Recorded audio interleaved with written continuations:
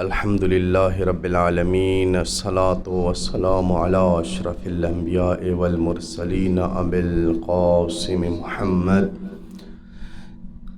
ثم الصلاة والسلام علی اولاده الطیبین الطاہرین المعصومین ولعنۃ اللہ علی اعدائهم اجمعین. اما بعد فقد قال رسول اللہ صلی اللہ علیہ وآلہ وسلم: الائمۃ من بعد 12، اولهم علی ورابعهم علی وثامنهم علی وآشرهم علی وآخرهم مہدی. عزیزان قابل قدر مشاہدین الکرام، میں نے آپ کے سامنے بے عیب اور لاریب زبان سے ایک حدیث کی تلاوت کا شرف حاصل کیا کہ جس میں ذات لم یزل کی محبوب ترین ہستی پاک پیغمبر صلی اللہ علیہ وآلہ وسلم یہ فرما رہے ہیں کہ میری طرف سے یہ یاد رکھنا ایک بشارت ہے کہ میرے بعد میرے نائبین، میرے بعد میرے اوصیاء جو ہوں گے وہ 12 ہوں گے، اور ان کی علامت یہ ہوگی کہ ان کا پہلا بھی علی ہوگا، چوتھا بھی علی ہوگا، 8واں بھی علی ہوگا، 10واں بھی علی ہوگا، اور آخری مہدی ہوگا. اجل اللہ تعالی فرجہ. ایک تو بشارت دے رہے ہیں کہ میرے بعد سلسلہ نبوت کے بعد سلسلہ امامت چلے گا، اور دوسری نشانی اور علامت دے رہے ہیں کہ وہ امام کون کون سے ہوں گے. اس کے علاوہ بھی روایات اور احادیث شیعہ سنی کتب میں موجود ہیں کہ جس میں باقاعدہ طور پہ ائمہ 12 یعنی 12 اماموں کے نام درج ہیں، لیکن اس روایت کی خصوصیت یہ ہے کہ اس میں رسول خدا صلی اللہ علیہ وآلہ وسلم نے خاص انداز سے تعارف کرایا ہے کہ میرے بعد جو امام 12 ہوں گے ان کی کیفیت اور ترتیب کیا ہوگی. تو پاک پیغمبر فرماتے ہیں پہلا بھی علی ہوگا، چوتھا بھی علی ہوگا، 8واں بھی علی ہوگا، 10واں بھی علی ہوگا، اور آخر میں مہدی ہوں گے. میری محوری گفتگو آج کے دن چوتھے علی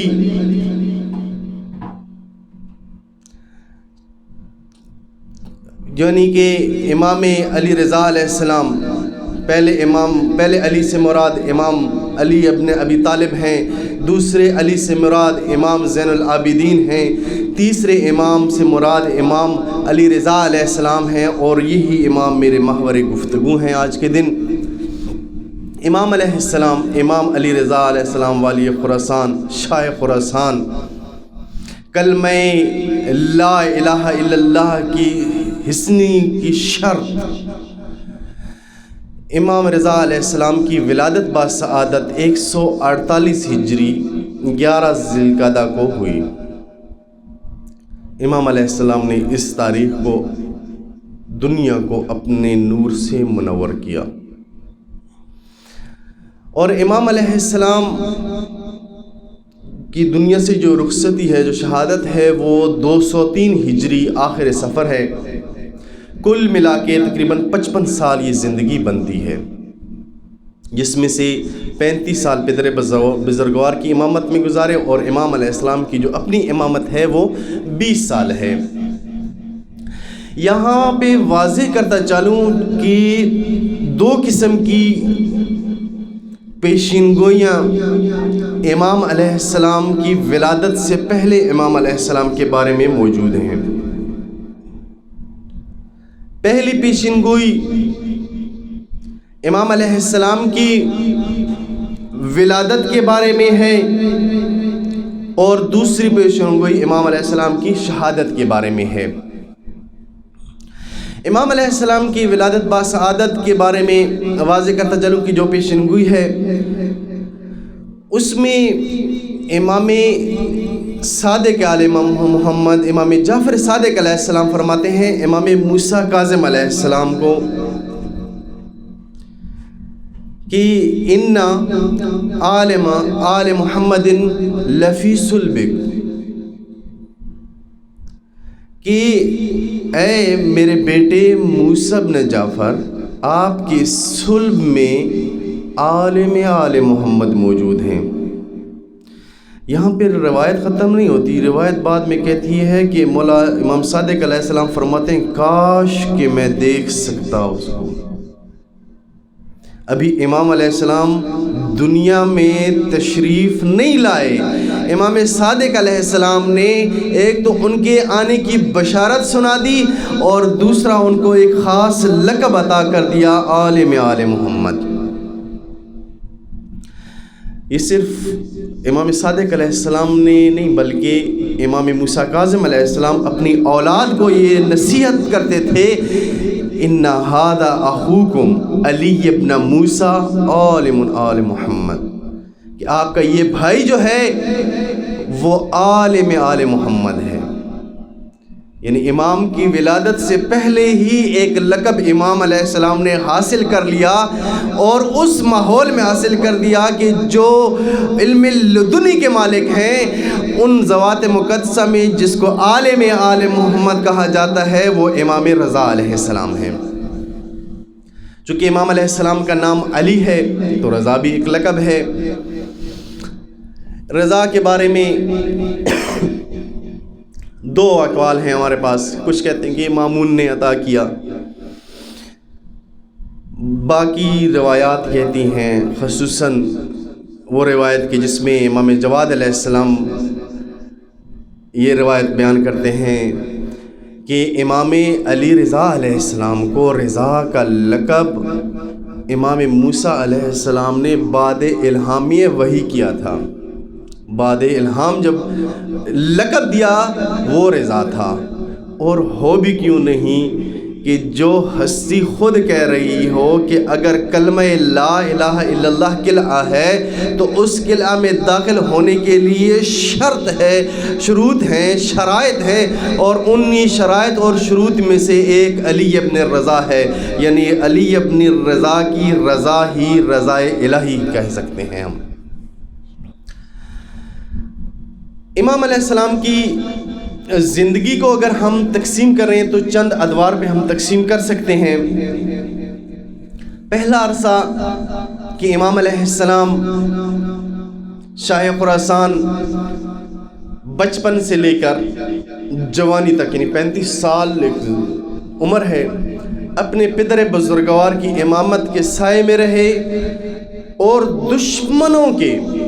دشمنان اہل بیت کی وہ مظالم دیکھتے رہے، ان مظالم کی شاہد رہے کہ جو اہل بیت پر اور اہل بیت کے چاہنے والوں پر ہوتے رہے، حتیٰ کہ ان کی کوشش ہوئی تھی کہ کوئی بھی محب آل محمد ان کو مل جائے تو اس کو دنیا سے اٹھا لے۔ دور بنی عباس میں سب سے زیادہ اہل بیت علیہ السلام کے چاہنے والوں کو شہید کیا گیا۔ اگر یہ کہا جائے کہ سب سے زیادہ جو اہل بیت کا نقصان اہل بیت علیہ السلام کے چاہنے والوں کو جو شہید کیا گیا وہ بنی امیہ سے زیادہ بنی عباس کے دور میں کیا گیا۔ اب جب شہادت امام موسیٰ کاظم علیہ السلام ہوئی، اور اسی جہت سے ہوئی کہ وہ خود امام تھے اور لوگ ان کے محبین اور چاہنے والے تھے، تو امام علیہ السلام کو جب شہید کیا گیا، امامت کا دور امام علی رضا علیہ السلام کے پاس آیا۔ امام علی رضا علیہ السلام نے امامت کا اعلان کیا۔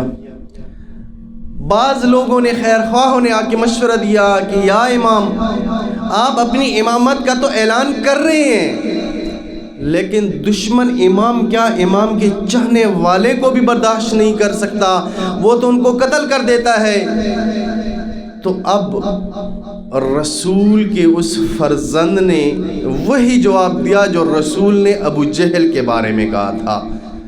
کسی نے کہا تھا حضرت کو کہ ابو جہل آپ کو شہید کر دے گا، تو حضرت نے فرمایا تھا کہ ابو جہل میرا بال تک بانکا نہیں کر سکتا، محمد کے اس فرزند وقت کے محمد نے سیم یہی جواب دیا کہ یہ ظالم میرے بال تک کو نقصان نہیں پہنچا سکتا۔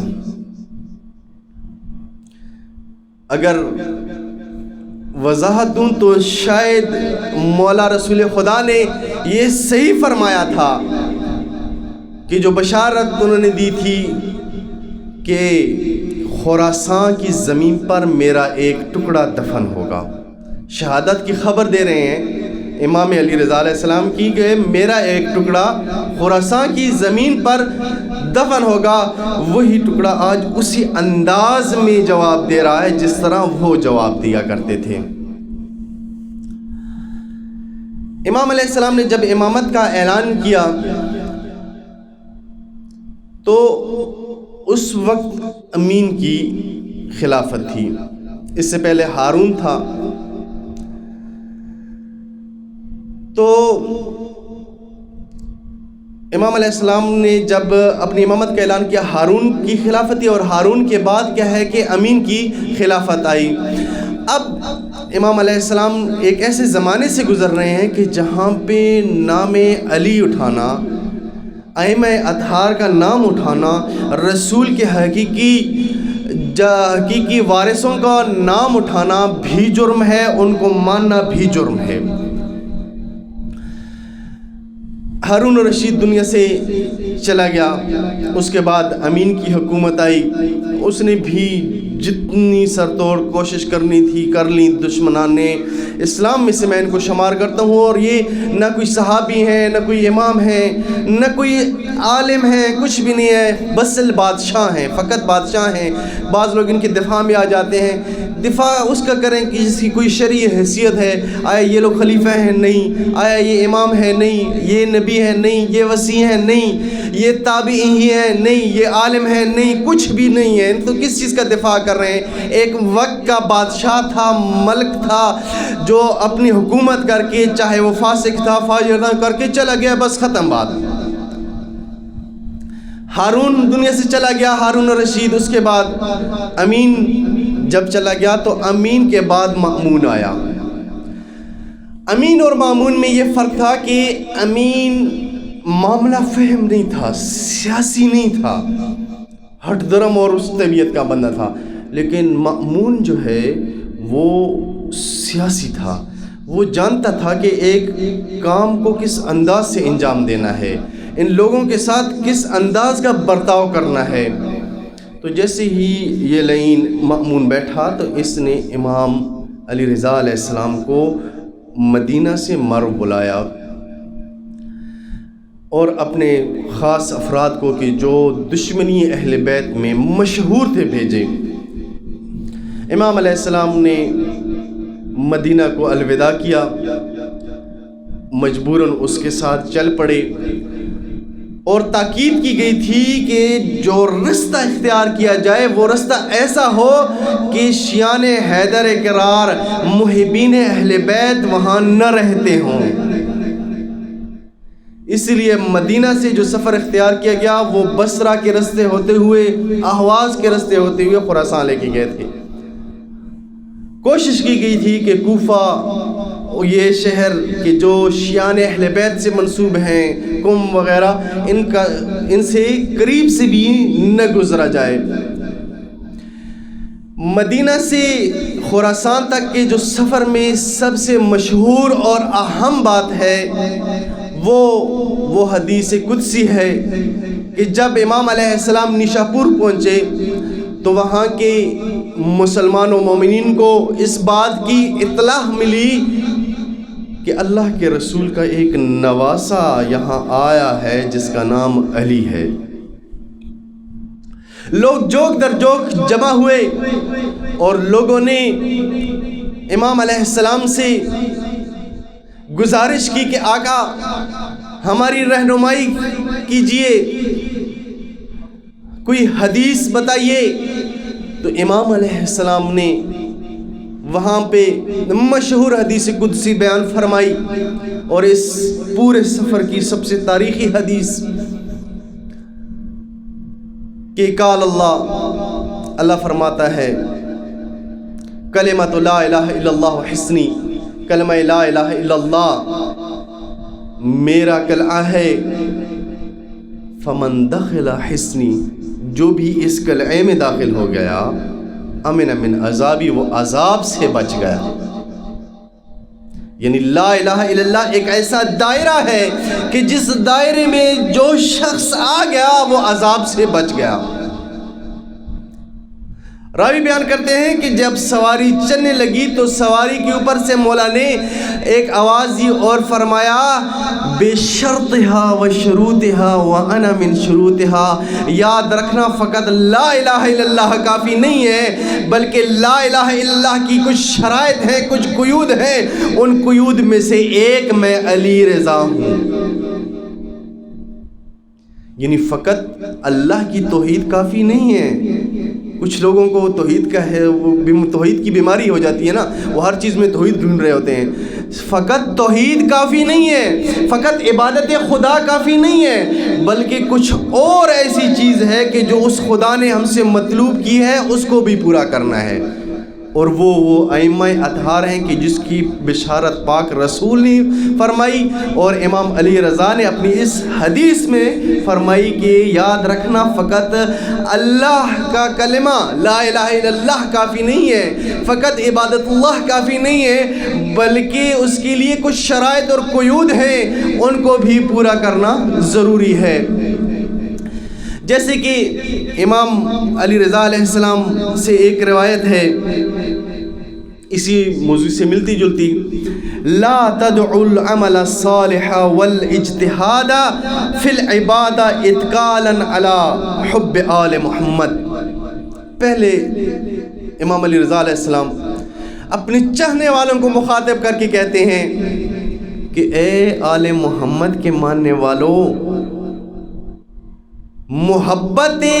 मोहम्मद और आले मोहम्मद के आसरे और सहारे पे रहकर इबादत न छोड़ देना, अल्लाह की इबादत न छोड़ देना, अल्लाह की इबादत की तरफ कोशिश को न छोड़ देना। जब अपने को मुखातिब कर चुके, फिर दूसरों को मुखातिब करके कहते हैं, ला तदउ हुब्ब आले मोहम्मद वत्तस्लीम लिअम्रिहिम इत्कालन अलल इबादा। याद रखना हुब्ब आले मोहम्मद न छोड़ना और अहले बैत अतहार अलैहिस्सलाम की मोहब्बत और उनके अमर के सामने सर तस्लीम खम होने को न छोड़ना, ताकि तुम क्या है कि अपनी इबादत का सहारा ले सको। मैं बड़ा नमाजी हूँ, मुझ जैसा रोज़ेदार नहीं है, मैं शब जिंदादार कायम लैल नहार हूँ, मुझे आले मोहम्मद की मोहब्बत की ज़रूरत नहीं है। तो मौला फरमाते हैं कि ऐसा काम भी न करना। मौला इस हदीस को पूरा करते हुए फरमाते हैं, फ़इन्नहु ला युक़बलु अहदुहुमा दूनल आख़र। याद रखना बग़ैर हुब्बे आले मोहम्मद की इबादत कबूल नहीं है और बग़ैर इबादत के हुब्बे आले मोहम्मद कबूल नहीं है। गर्ज़ गुफ्तगू को समेटता चलूँ कि इमाम अलैहिस्सलाम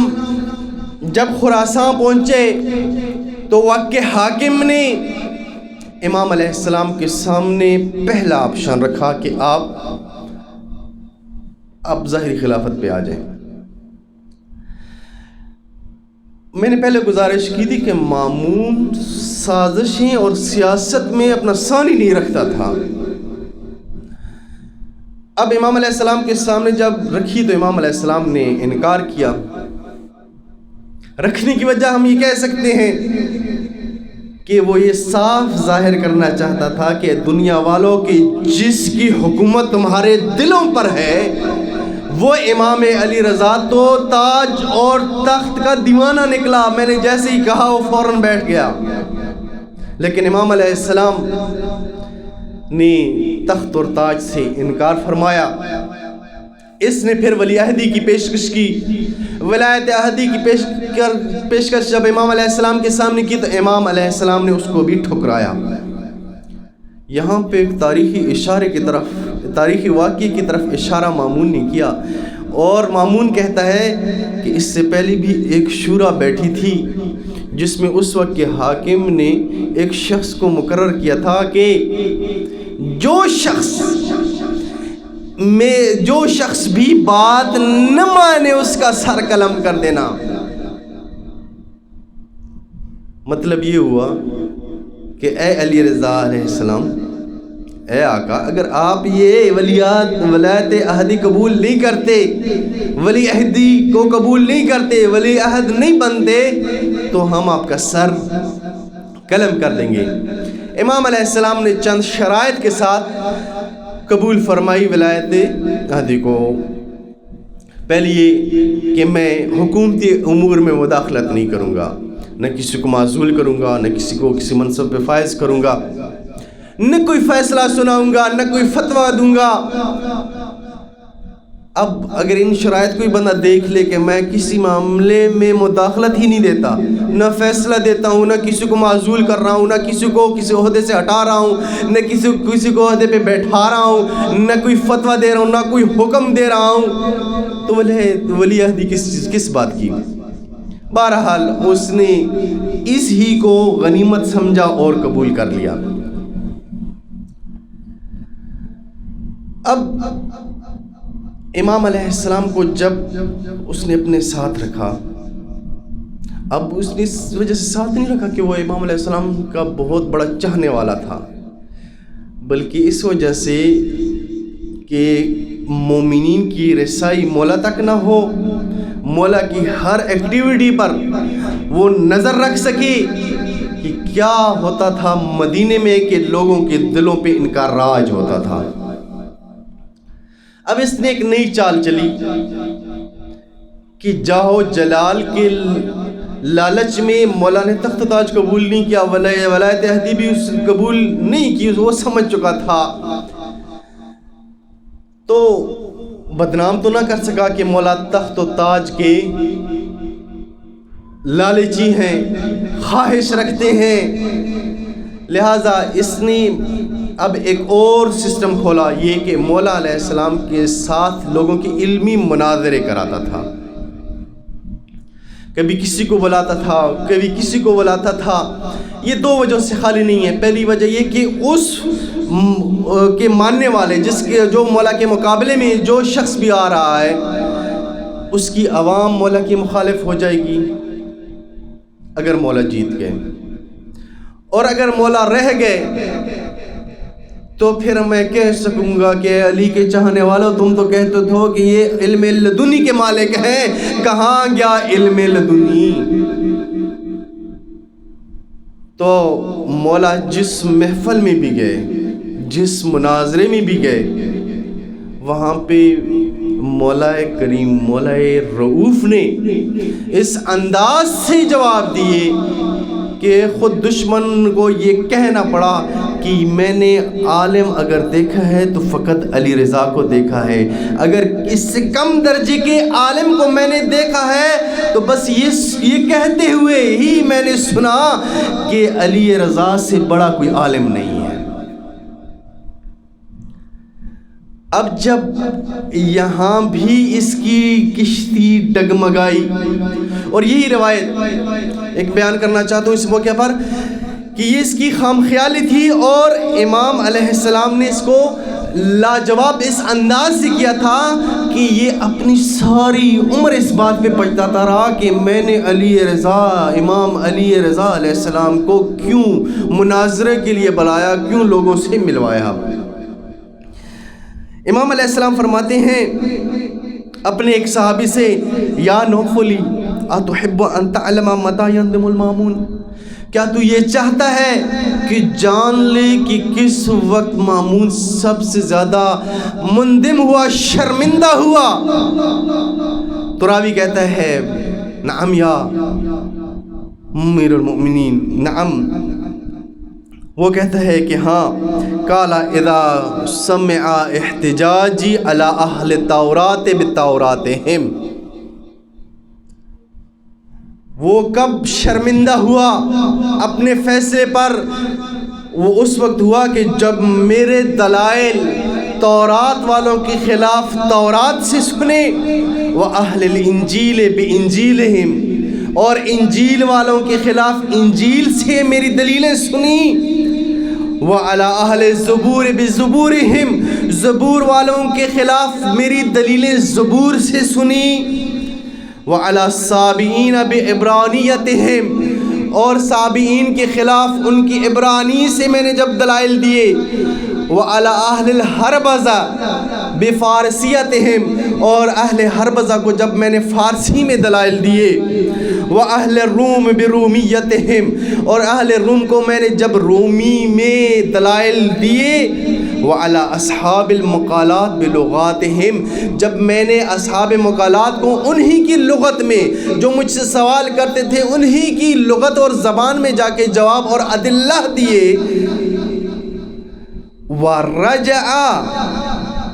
وَرَجَعَ إِلَىٰ قَوْلِي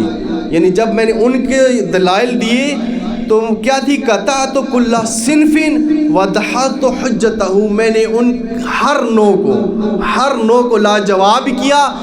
اور ان کی دلیلوں کو زمین پہ رگڑ دیا، اور ہر صاحب قول جب میری قول کی طرف پلٹا تو سب سے زیادہ مامون یہاں پہ شرمندہ اور نادم ہوا۔ اب مامون نے ایک اور سلسلہ چنا کہ وہ امام علیہ السلام کے خلاف سازش کر سکے، چونکہ مامون ان مناظروں کے درمیان یہ بات بھی دیکھ چکا تھا کہ جب بھی وقت نماز ہوتا تھا تو نماز کے وقت کے شروع میں ہی مولا علیہ السلام تمام کو کہتے تھے کہ یہاں پہ ابھی رک جاؤ، میں نماز پڑھ کے واپس دوبارہ آؤں گا۔ اب جاہو جلال کی لالچ بھی امام کو نہیں تھی، نہ تو جناب امام علیہ السلام نے خلافت قبول کی، نہ اس معنی میں ولایت عہدی قبول کی جس معنی میں کہ وہ چاہ رہے تھے، نہ علمی میدان میں وہ امام علیہ السلام کو شکستہ کر سکے، جو علی اور رسول خدا علی النبی کے علم کا وارث ہو وہ اس کو کیسے شکستہ کر سکتے ہیں، اور عبادت میں وہ دیکھ رہا تھا کہ ہر مناظرے میں جب بھی نماز کا وقت ہوتا تھا علی ابن موسیٰ رضا اٹھ کے چلے جاتے تھے، اور خود وہ روایت کے تابل کو جب امام علیہ السلام نے اپنی قمیض دی اور قمیض دیتے ہوئے فرمایا اے دابل اسے کم نہ سمجھنا، اس میں علی ابن موسیٰ رضا نے 1000 راتوں کی عبادت کی ہے اور ہر رات میں 1000 رکعت نماز پڑھی ہے، لہذا عبادت بھی لوگوں کے سامنے تھی۔ تو اس نے ایک اور پہلو کو اپنایا، وہ پہلو کیا تھا کہ جب عید آئی تو امام علیہ السلام کو کہا کہ آپ عید پڑھانے جائیں، چونکہ عموماً خوشی کے موقع پر انسان اپنے آپ کو بھول جاتا ہے،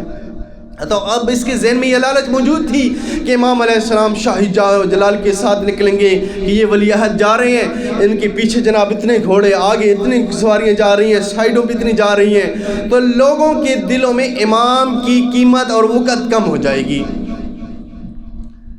اب امام نمائندہ خدا تھے زمین پر، امام علیہ السلام سے جب عید کی نماز کا تقاضا کیا گیا تو امام علیہ السلام نے پہلے معذرت کی اور فرمایا کہ میں نے پہلے ہی گزارش کی تھی کہ میں حکومتی امور اور اس قسم کی اجتماعی امور میں شرکت نہیں کروں گا۔ جب مامون نے بہت ضد کی تو امام علیہ السلام چلے، لیکن چلے یہ اس انداز سے کہ سفید کپڑے پہنے ہوئے ہیں،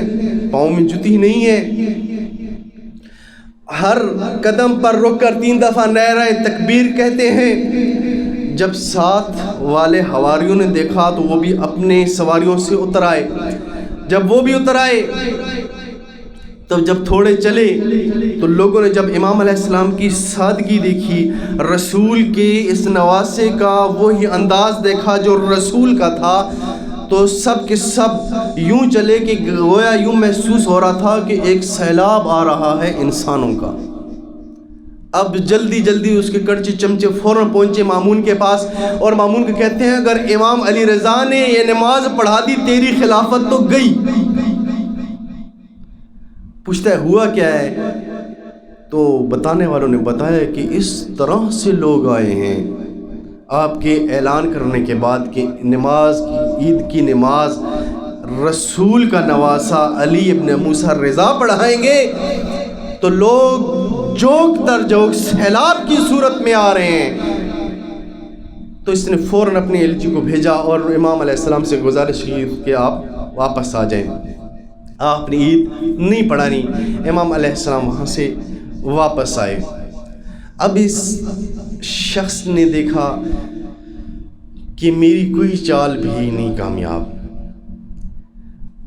نہ میری کوئی دھمکی امام علیہ السلام پہ کام کر رہی ہے، نہ میری کوئی چال چل رہی ہے، اور ہر میدان میں مجھے ہی شکست ہو رہی ہے، چاہے وہ مناظر کا ہو، چاہے وہ عبادت کا ہو، چاہے وہ عید کی نماز کا۔ تو اس نے نیا حربہ نہیں بلکہ وہی پرانے حربے استعمال کیے، اپنے اجداد کے حربے یا حسب یا نسب کے جو اس کے اجداد بنتے تھے۔ تو اس نے امام علیہ السلام کو انار یا بعض روایت کے مطابق انگور میں زہر دی، اور امام علیہ السلام اس دنیا فانی سے جام شہادت نوش کر کے چلے گئے،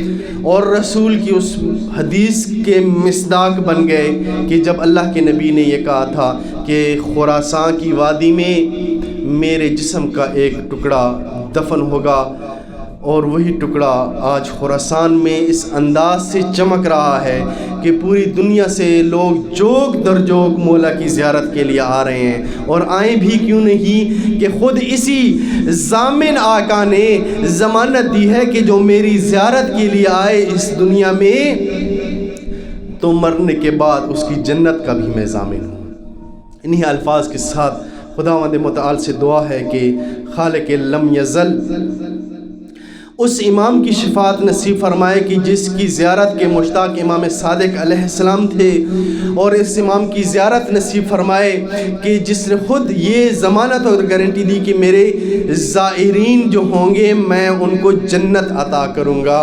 میرے اللہ ہمارے جتنے بھی مرحومین ہیں ان پہ رحم فرما، ہمارے وقت کے امام کے ظہور میں تعجیل فرما، ہم گناہ گاروں کو امام کے اعوان و انصار میں شمار فرما۔ میرے اللہ تمام علماء حق کا سایہ ہمارے سروں پہ قائم و دائم فرما، خصوصاً قائد ملت جعفریہ سید ساجد علی نقوی کی حفاظت فرما۔ میرے اللہ ان کی توفیقات خیر میں اضافہ فرما۔